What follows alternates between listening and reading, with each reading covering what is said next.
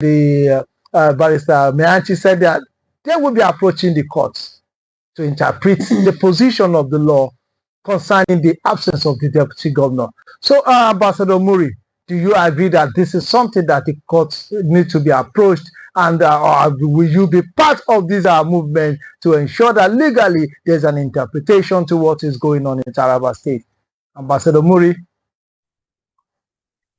All right, thank you very much. I apologize for my absence, and I have to drive, so I have to be off for a while so that I can be home to join you guys. Like I was saying before, we talk so much about the law, about the Constitution, but we hate it. We are looking for places in the Constitution so that we can defend our something that is common sense. You want to look for some loopholes in the Constitution so that you can defend something that is not defendable. The Constitution we know that the governor and the deputy are human beings. They can get sick, they can die, they can be incapacitated. The Constitution makes provision that the person elected should govern. The word governor means somebody that is governing. Are we together? If the person is not governing, even if he's a civil servant, the Constitution makes provision for how the person can be relieved of his job. If he's a politician, whether appointed, he can be relieved because this is human being.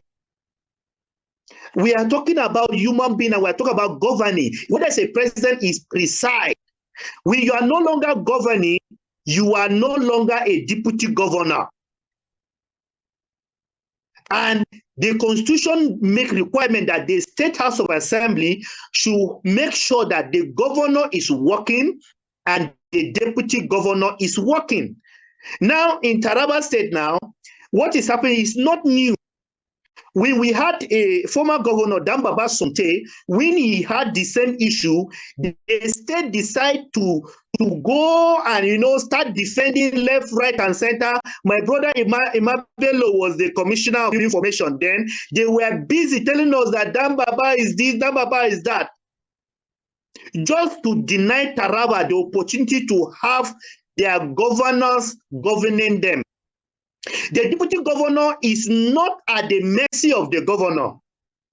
The deputy governor is not a spy tire of the governor. He is a constitutional office that have constitutional duties.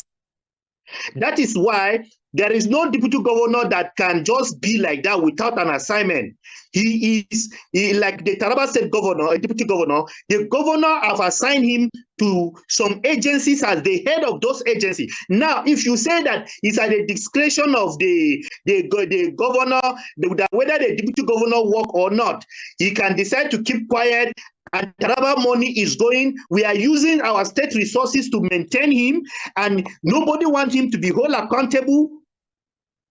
We are saying that Taraba should stop joking with the constitution. If the deputy governor is not feeling fine, they should tell us he's not feeling fine. Let's pray for him. And whenever he comes back to the office, the governor even make him that, okay, he has extended the leave. The leave of absence of the deputy governor, just to make sure that there is that respect for the state. But everywhere is silent, like during the time of Dambaba. There is this thing. I mean, I believe that we shouldn't wait to go to court to challenge issues in court. What we should be talking about is how much do we value our constitution?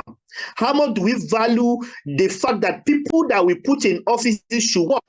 If they are not in position to work, must they wait until we go to court before they say, oh, because I've been absent from the office for 3 months, I need to attend to my health?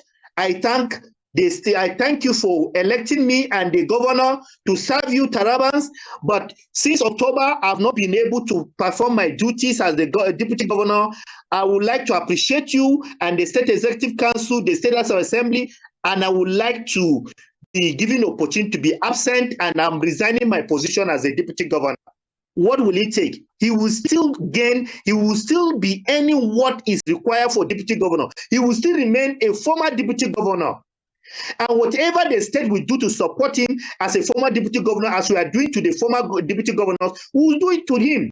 But for us to come and start justifying something that does not make sense, that the constitution did not mention this and that. The constitution recognized the deputy governor the same status with the governor.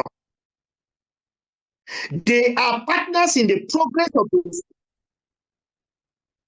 and therefore two of them must be working. So I pray that God should heal our deputy governor, but I do not support the ideology that we should play around the constitution to justify the absence of the deputy governor for more than 180 days in the office. Thank you.